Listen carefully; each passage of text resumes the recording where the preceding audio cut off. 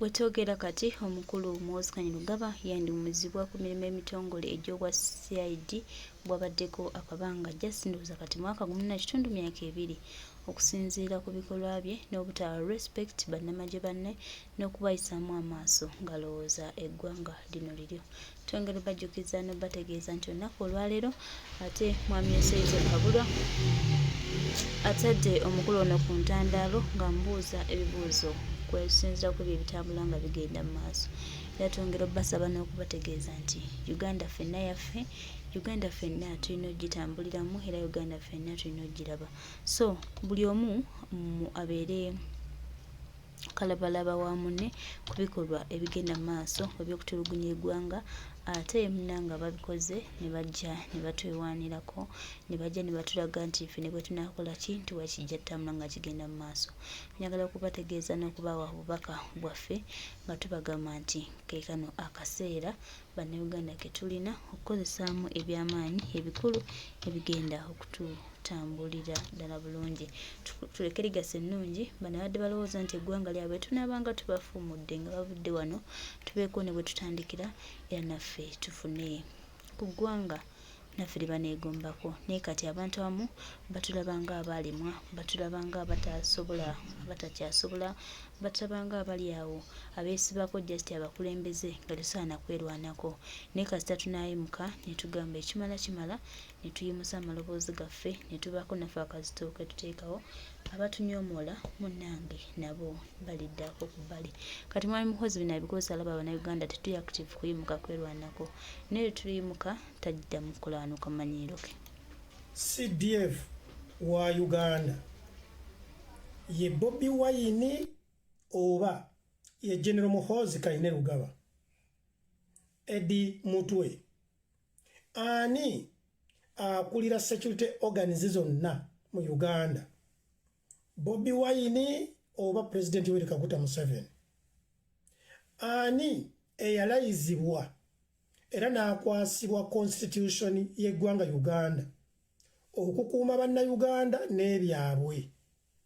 Bobi Wine ye yalayira oba President Yoweri Kaguta Museveni? Eddie Mutwe ne bafutu soldiers mwenna gye muli mwekake mutegeere ani omukulembeze w'eggwanga Uganda. Gwe toli fala wabula obwongo bwe bulema. Igwe munnayuganda weekake otegeere nti President Yoweri Kaguta Museveni ye mukulembeze w'eggwanga Uganda, oba oyagala oba toyagala. Era olina okukimanya nti constitution eyamuweebwa ng'alayidde bamulayizza okukuuma Uganda n'ebyobugagga byabwe ejjirako ebyo byonna amaanyi amasukkulumu ku balala. Era Eddie Mutwe ne banno bafutu soldiers mwenna gye muli mukimanye nti omukulembeze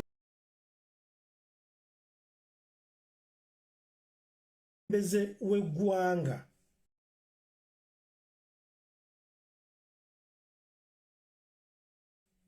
tawawaabirwa.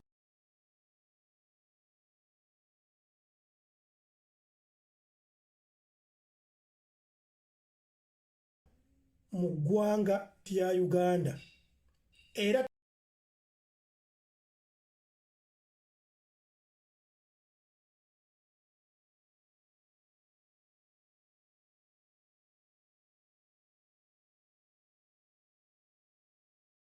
tawozesebwa mu ggwanga lya Uganda.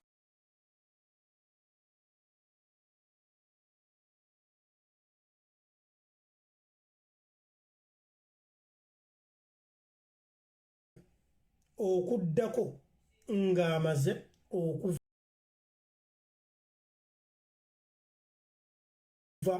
ku bukulembeze kyokka ate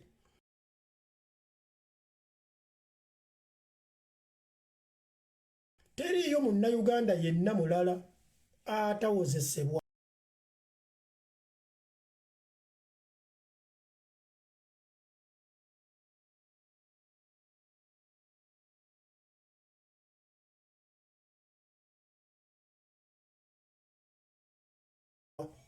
ng'oggyeko Pulezidenti Museveni.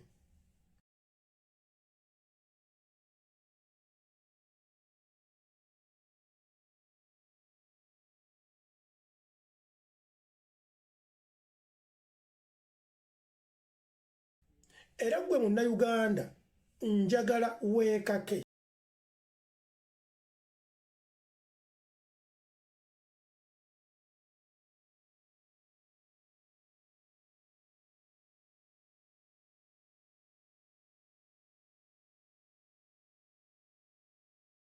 otegeere nti CDF owa Uganda ye General Muhoozi Kainerugaba.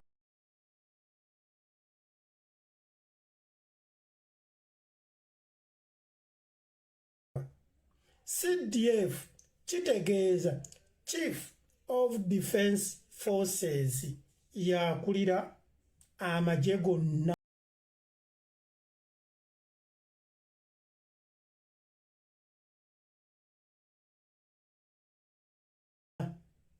agali mu ggwanga Uganda.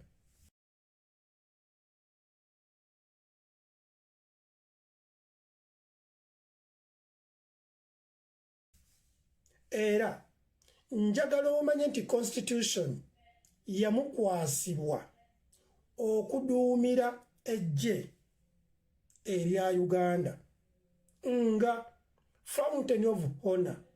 Pulezidenti w'eggwanga Museveni ye yamulonda ate nga aweebwa mandate by the Constitution of Uganda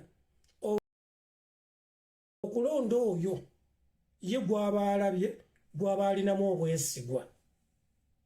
Igwe munnayuganda matiza obwongo bwo nti Pulezidenti wa Uganda abeera immune okusinziira ku Constitution. Kitegeeza kikkakatako okumanya nti Pulezidenti w'eggwanga Uganda bw'omunyiizanga ye ogwo musango, kubanga Constitution eragira nti omusajja oba omukyala abeera Pulezidenti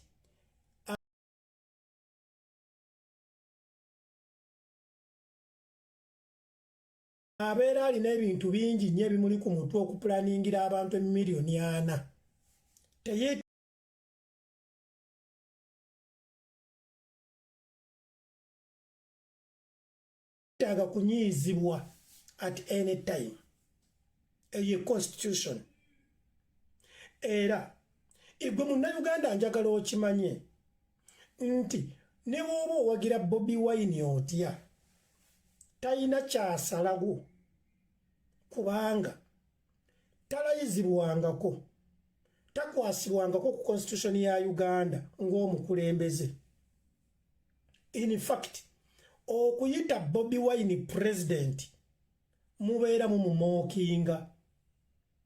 Kwegamba it is a stupid baby talk okuyita Bobi Wine nti ye President oba President. Kibeera ng'omwana omuto ewaka okumuyita taata oba omwana omuwala ewaka okumuyita maama. Kkiriza oba gaana, it is a baby talk kubanga naawe obwongo bwo bukimanyi nti Bobi Wine mumuzannyisanga ate ya muto, mumuyita President yalayirirawa okubeera President. Era bw'abeera nga Bobi Wine mumuyita President asalawo tteeka ki nga President yenna lyasalawo mu ggwanga Uganda. Era bw'obeera nga otaddeko kamera yo, otaddeko essimu yo, kkiriza gaana otaddeko data wo, manya ebigambo by'ogenda okwogera mu gajeti yo either biyinza okukuwa protective measures oba okukuleetera ebizibu. Ne bw'obanga oyagala change emirundi 1,000, ekyamazima bannayuganda bonna baagala change, teri atayagala change. Naye ne bwe mba njagala change edimizaya sisobola kera kumacha nenjasamye ekimwa kyange kino ekinene nti mpita Bobi Wine president kubanga tebamulayizangako era naye akimanyi tebamulayizangako era akimanyi abo bamuyita Mr. President bamumookinga kubanga Bobi Wine ne bwaba ayina ensi gy'alagamu asaba visa kyokka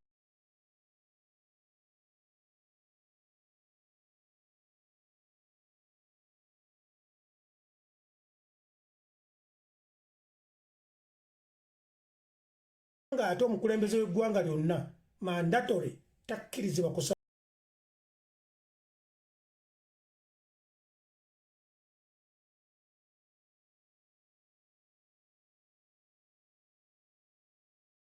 visa era tasaba visa naye Kyagulanyi asaba visa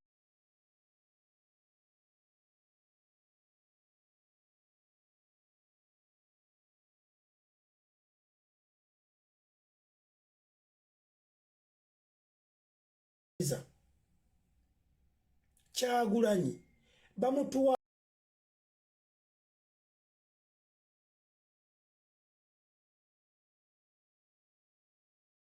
ala mu kooti era ne bamuggulako omusango gwonna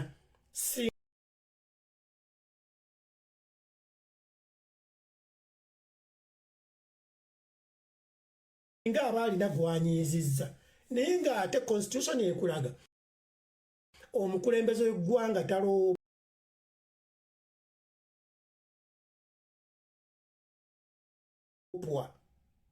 era tasobya asobya amaze kuva mu ntebe n'alyoka avunaanibwa ekitegeeza ali immune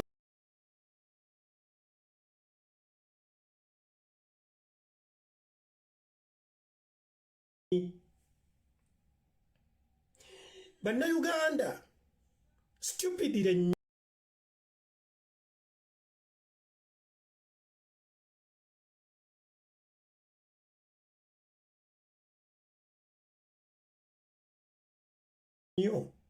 mugenda kussa abaana b'abanna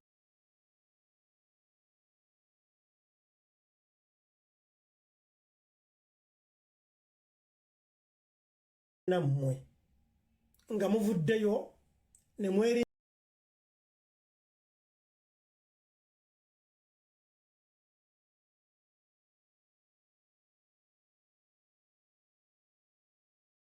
mbika mu bitiibwa bye mutali bw'obeera ng'owulira oyagala nnyo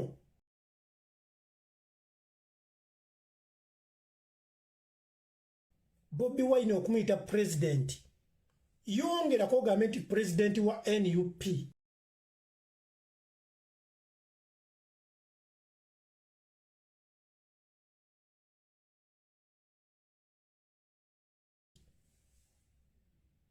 awo buli muntu ajja kubeera mumativu gy'oli naye tosobola kuyimirira mu bantu n'ogamba nti pulezidenti w'eggwanga Bobi Wine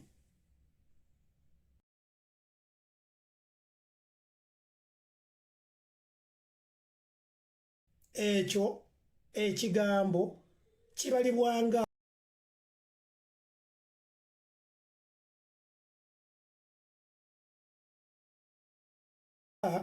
treasoni okulya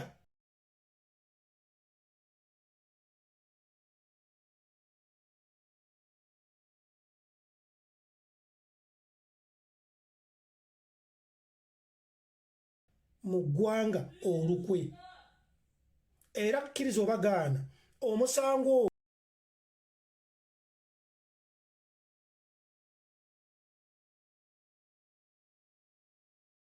ogwo bwe bakuteeka mu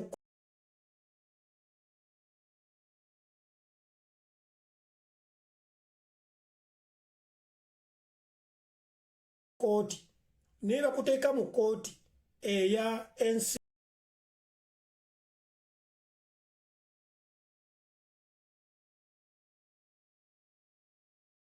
yonna gukusinga kubanga oli gw'oyisa omukulembeze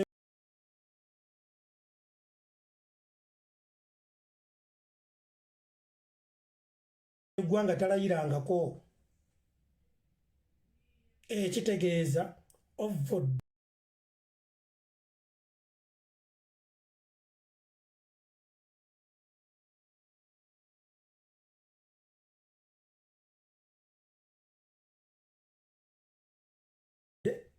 ekitiibwa ekya pulezidenti eyalayira.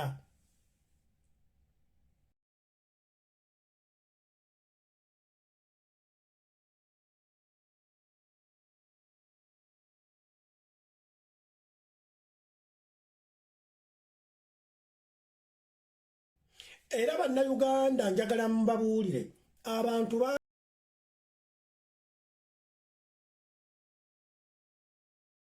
bangi abakaddiwa nga tebagenzeeko mu kkomera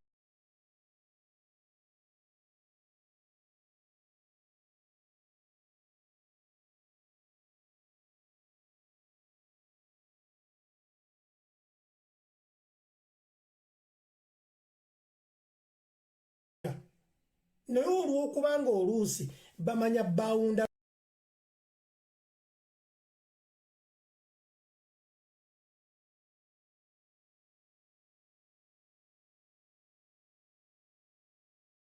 wiizi zaabwe kyesittaza era kiri stupid.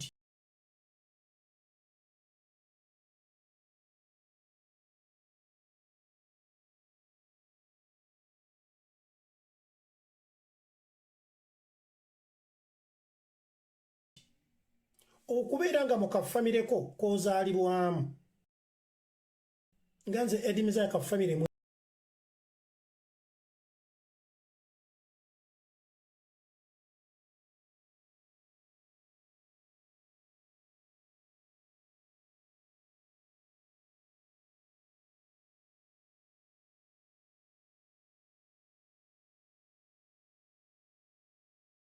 mwenva nga mulimu omuntu gwentya ennyo era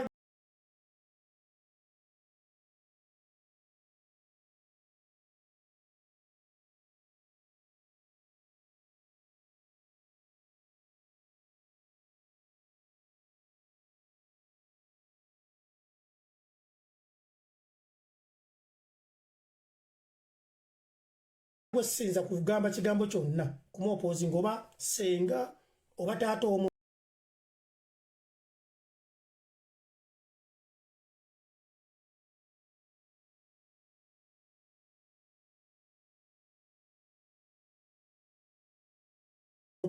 oba muto wange oba mukulu wange oba jjajja, naye ng'ate nnina obuvumu obugenda ku social media n'entyoboola CDF akulira amagye g'eggwanga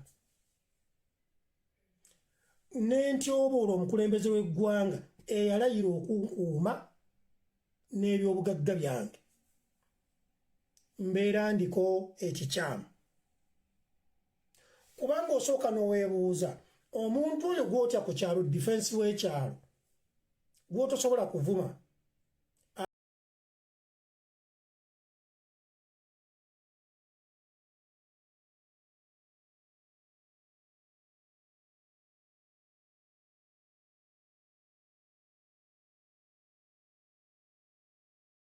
asinga CDF amaanyi nti nedda.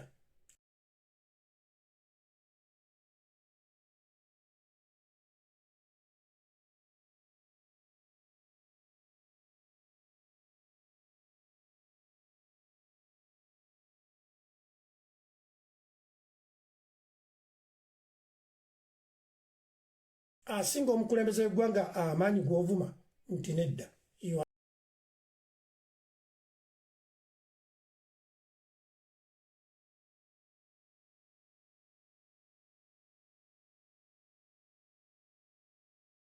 Stupid.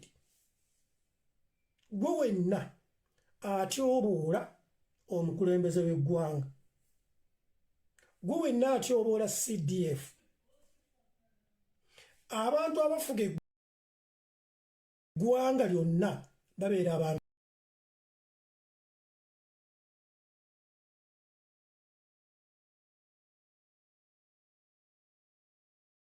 babiri tebabalimba teri wakusatu abeera omukulembeze w'eggwanga nga president oba nga prime minister n'omuduumizi omukulu ow'eggye ery'eggwanga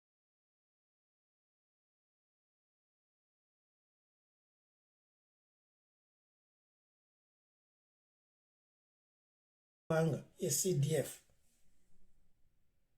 kubanga CDF kitegeeza security organization zonna eziri mu Uganda yaziduumira bannayuganda ne bw'oba toyagala president Museveni emirundi mutwalo ne bw'oba toyagala CDF emirundi mutwalo tomuvuma tomutyoboola kubanga bali covered by the Constitution of Uganda.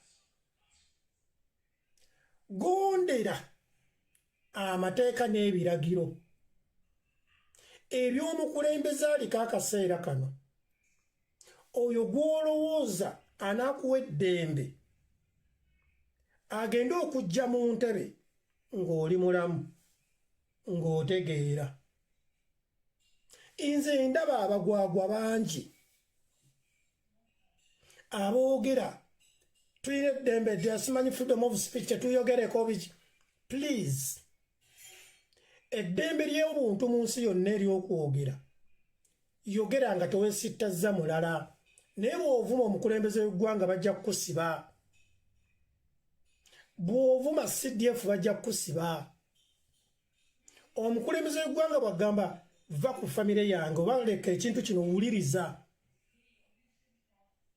kkiriza oba gaana olwo eddembe lyo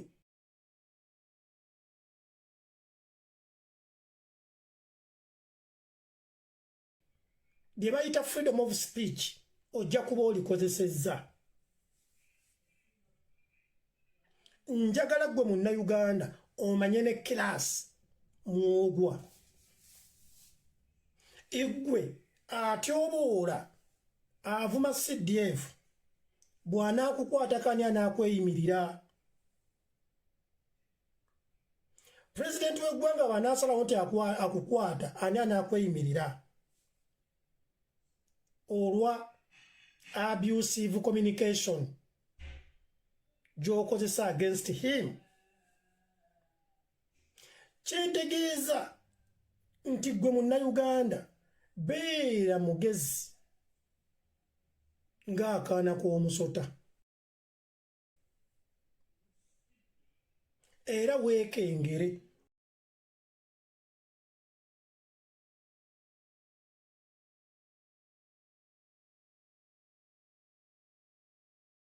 omanye nti obudde bwonna omusota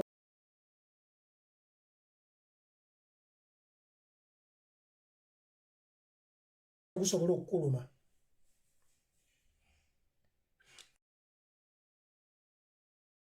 Eddie Mutwe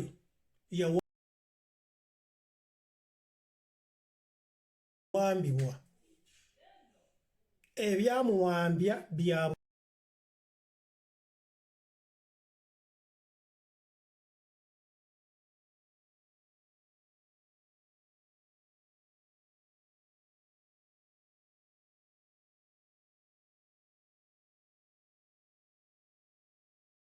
bufuzi nga kwekulubeeseza ku Kyagulanyi ago ge mazima oba kwagala nnyo Kyagulanyi ago ge mazima. Naye ng'ate olwo bannayuganda abalala abaakwatibwa olwa kozi y'emu eyakwasa Eddie Mutwe oba eyawambisa Eddie Mutwe era nga bo bamaze mu makomera emyaka n'ebisiibo abamu nga tebalina na babalondoola wadde omutwalira ku kamere mu kkomera oba okumweyimirira ateebwe.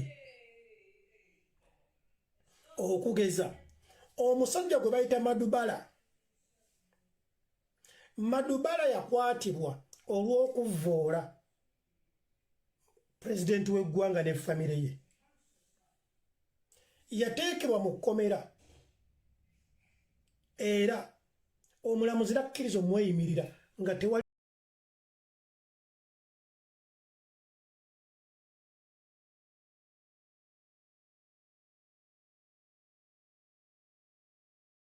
munnayuganda yenna alirodde kumweyimirira naye ng'ate Eddie Mutwe